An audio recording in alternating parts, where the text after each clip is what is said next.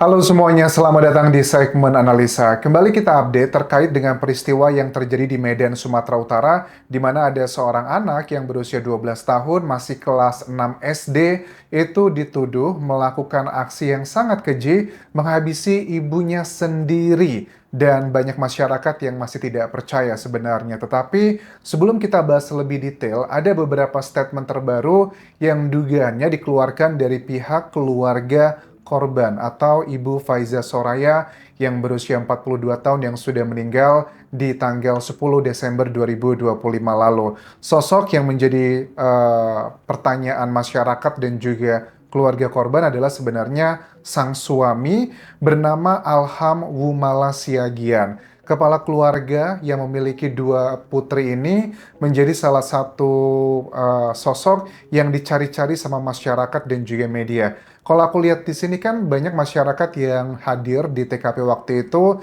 melihat bahwa sosok Alhamwu Malasiagian ini dia terlihat panik ya karena wajar korbannya istrinya, pelakunya dugaannya adalah anaknya sendiri. Jadi ibarat kata seperti sudah jatuh tertimpa tangga. Bahkan pun sekarang dia menjadi salah satu sosok yang dicurigai.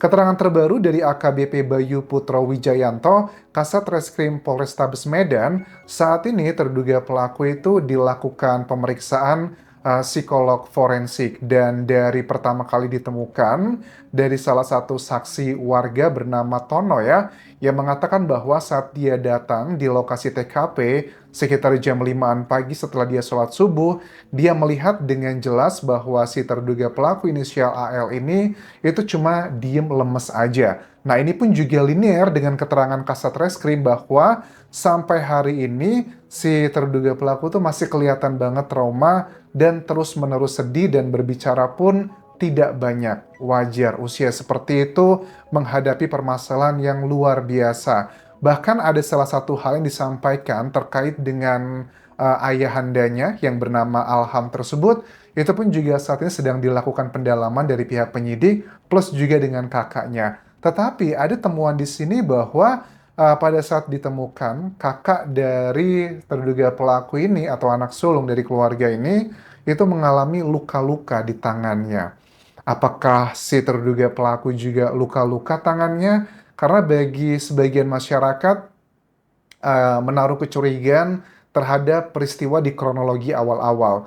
Tidak ada untuk menuduh salah satu pihak, tetapi menurut aku dengan era sekarang ini petunjuk-petunjuk dan juga data saintifik itu yang bisa lebih kita percayai dibandingkan hanya keterangan kata-kata walaupun itu adalah saksi peristiwa. Kalau seandainya yang luka-luka tangannya hanya kakaknya saja, ini bagaimana ceritanya? Dan misalnya si pelaku terduga yang bungsu ini tidak ada luka-luka, kok bisa gitu loh? Karena secara fisik kan memang antara si ibu dan korban dan juga pelaku ini kan memang badannya nggak terlalu beda jauh walaupun dia masih kelas 6 SD, tapi badannya juga sudah cukup tinggi ya teman-teman. Tapi apakah tidak mendengar teriakan-teriakan? Karena seperti kita tahu, di hari kejadian tanggal 10 Desember tersebut kan sang kepala keluarga itu tidurnya di lantai 2, sementara sang istri tidur bersama dua putrinya di lantai 1. Nah, kalau mereka tidur bareng, kenapa tidak ada suara teriakan atau suara terbangun seperti apa? Nah, coba kita simak dulu nih ya, salah satu statement yang dugaannya adalah dari pihak keluarganya korban, dan ini sudah dikutip di sejumlah media, salah satunya adalah di Tribun. Dugaannya ini karena kecurigaan terhadap sang suami, karena ada fakta yang disampaikan dari pihak keluarga, katanya bahwa Ilham ini, Alham Wumala Siagian ini, dugaannya sudah 5 tahun terakhir tidak memiliki hubungan yang harmonis lagi dengan korban. Ada dugaan mengenai hubungan terlarang dengan perempuan lain, ada juga dugaan terkait dengan kecanduan judol, bahkan mereka sudah pisah ranjang itu sejak lama dan diakui mereka sedang dalam proses cerai, tetapi pihak prianya tidak mau. Apakah ini adalah sebuah petunjuk yang berhubungan dengan peristiwanya atau dua peristiwa yang berbeda? Kita harus fair ya, bukan berarti kalau kita punya masalah sama seseorang, kemudian ada musibah menimpa kita, lantas itu berhubungan dengan si permasalahan tersebut, belum tentu. Tetapi itu bisa menjadi landasan awal untuk mendalami kasus ini. Dan ini menurut aku menjadi salah satu poin kenapa dari pihak penyidik itu masih belum memberikan rilis resmi terkait dengan kasus ini karena masih dilakukan pendalaman. Nah, coba kita baca di salah satu akun sosial media yang dugaannya berasal dari keluarga pihak perempuan. Ini aku coba bacakan teman-teman. Dari siapa nih? Dari Pak D. Brewok 2122 ya. Izin klarifikasi karena ini keluarga saya. Ini banyak yang sudah dikutip ya ke ke berita-berita di Tribun terutama.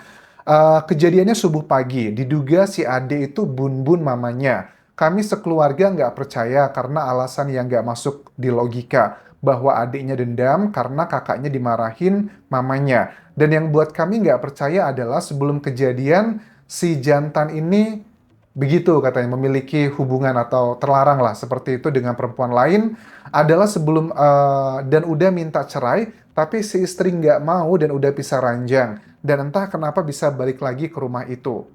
Oh, kalau ini memang benar statementnya, berarti sudah pernah pisah rumah tapi kok tiba-tiba balik lagi di rumah tersebut. Dan semua adalah alibi si ayahnya bilang adiknya di kamar, megang pisau, bun-bun mamanya, dan dia katanya tidur di atas jadi nggak dengan katanya tolong Pak Polisi, selidiki nih jantan katanya. Dan sekarang si jantan ini bisa keluar kemana-mana. Logika ini adik masih kelas 6 SD bukan SMP ya kawan-kawan. Dan luka tus-tus ada 20.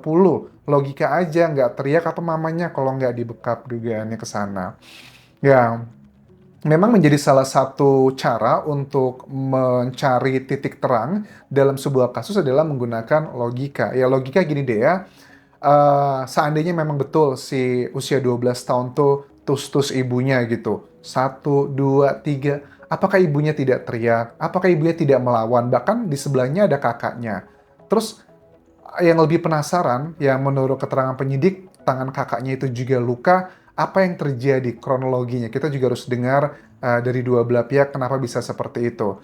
Kalaupun ini berhubungan, kalaupun ini memang betul ya, maksudnya adalah kondisi keluarga dari korban dan juga pelaku, apakah ini berhubungan maksudnya dengan peristiwanya harus ada alat bukti yang kuat. Alat bukti ada 5 tuh, ada keterangan saksi, keterangan ahli, keterangan terdakwa, petunjuk, dan juga surat. Petunjuk itu adalah gabungan di antara alat bukti lainnya yang disebutkan tadi. Jadi kalau memang ini menjurus ke sana, apa nih? Ya seperti aku bilang kemarin, yang data tak terbantahkan adalah data otopsi ya. Kita harus mencari petunjuk emasnya. Misalnya tipikal alat yang dipakai untuk mentustus, kemudian juga noda-noda merahnya, kemudian temuan-temuan sidik jari dan sebagainya, kronologinya. Karena kalau sampai sekarang kan pihak polisi penyidik mengatakan bahwa si terduga pelaku ini tuh masih banyak diam aja. Itu adalah salah satu poin yang nggak percaya sebenarnya kalau dia adalah pelakunya. Apakah ini hanya sekedar fitnah? Tetapi di sisi lain pun juga ada berbagai dugaan motif teman-teman.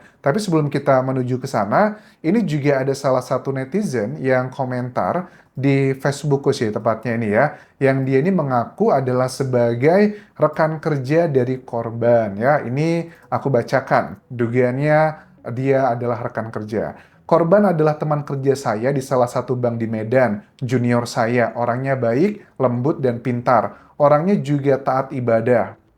Sebelumnya kita jangan suuzon dahulu. Berita yang saya dengar dari keluarga pihak si korban mengatakan suami dan korban sering bertengkar karena suaminya dugaannya memiliki perempuan lain dan minta bercerai dari korban. Mereka juga udah pisah ranjang, tapi korban nggak mau bercerai, suaminya juga jarang pulang. Husnul khotimah untuk Ayu, semoga polisi mengungkap siapa pelaku sebenarnya. Saya kasihan sama anaknya karena anaknya juga pintar dan berprestasi. Apapun itu sebaiknya kita tunggu aja hasil penyelidikan dari pihak berwajib. Betul, kita harus menunggu penyelidikan dari pihak berwajib, tetapi juga harus dikawal. You know di Indonesia, no viral, no justice adalah statement yang dianggap itu kayaknya cocok banget nih sama Indonesia. Maksudnya gimana? Kalau penyidik tidak begitu detail dalam memahami kasus ini, hanya rely pada keterangan saksi, itu sangat bahaya sih. Karena kan ada banyak kasus ya, yang dugaannya ya misalnya adalah kasus Vina ya, itu yang di Cirebon ya. Itu kan kita meyakini bahwa sepertinya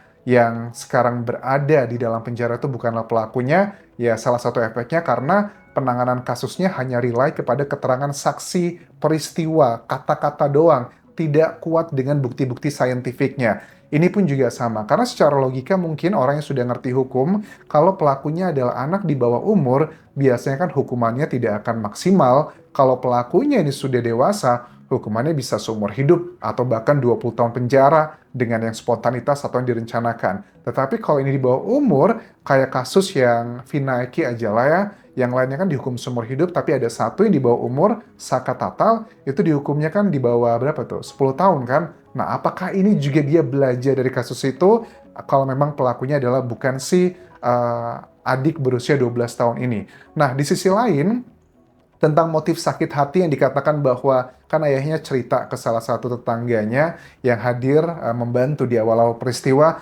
katanya marahin dia sehari sebelum kejadian. Ini banyak orang yang nggak percaya. Kalaupun itu beneran terjadi, kemungkinan besar itu bukanlah pencetusnya, tetapi hanya sebagai trigger. Ya, bukan masalah utamanya maksudnya, itu hanyalah sebagai trigger, tapi sudah ada masalah sebelumnya. Kita paham kalau sudah 5 tahun keluarganya dalam tanda kutip nggak harmonis, ya kelihatannya baik-baik aja di luar, seperti keterangan dari para tetangga yang katanya kelihatan harmonis, tetapi ternyata pas digali lebih dalam, oh mereka sudah memiliki permasalahan ini. Nah, salah satu dugaan motifnya juga adalah terkait dengan penyakit. Ada salah satu sakit ya yang namanya adalah skizofrenia. Ini apakah mungkin anaknya kalau memang dia pelakunya terkena ini? Apa itu? Jadi skizofrenia, gangguan mental serius dan kronis yang mempengaruhi cara seseorang berpikir, merasa, dan berperilaku menyebabkan penderitanya sulit membedakan antara kenyataan dan imajinasi, seringkali dengan gejala halusinasi, melihat, mendengar hal yang tidak ada, delusi, keyakinan palsu, pemikiran kacau, dan perubahan perilaku yang mengganggu aktivitas sehari-hari. Meskipun penyebab pastinya belum diketahui, kombinasi genetik, kimia otak, dan lingkungan berperan serta dalam kasus ini. Gejala utamanya itu kayak halusinasi, terus juga delusi, hilangnya motivasi, kurangnya emosi, kesulitan memori, dan juga sulit dalam memproses informasi. Kalau aku lihat dari gejala-gejala secara umum, sepertinya tidak terlihat ya pada si terduga pelaku, karena kita lihat foto-foto dia pada saat memegang piala, dia juga termasuk anak yang berprestasi. Karena kalau seseorang tidak bisa mengelola atau memproses informasi dengan baik, bagaimana dia bisa performa di sekolahnya. Jadi agak sulit. Bahkan ada salah satu statement yang disampaikan di sini bahwa munculnya biasanya kalau untuk wanita itu adalah usia 20-an atau 30-an awal. Tapi kalau pria 20-an, katanya 15 sampai 30 juga masih, oh enggak, rata-rata 20-an ya, baik pria dan juga wanita. Fase awalnya seringkali berupa perubahan perilaku ringan seperti mudah marah, depresi, menarik diri, atau kesulitan tidur. Nah, ini penanganannya kan perlu seumur hidup dan ini harus ada diagnosa langsung dari dokter forensik, psikolognya. Seperti apa? Apakah ini masuknya ke sana atau tidak? Ya, kita lihat nanti ya perkembangannya seperti apa. Kurang lebih ini adalah fakta-fakta dan juga data-data yang sedang viral terkait dengan kasus yang berasal dari kota Medan, Sumatera Utara ini. Semoga fakta sebenarnya segera terungkap, terus kita kawal kasus ini. Kalaupun kasus ini adalah kasus yang fitnah bahwa adik tersebut tidak pelakunya, ya mudah-mudahan penyidik punya keberanian mengungkap apa yang sebenarnya. Dan kalau memang dia adalah pelakunya, dia juga termasuk korban karena kayaknya ada sesuatu hal yang aneh terjadi pada lingkungannya hingga anak 12 tahun mampu melakukan hal yang seperti itu.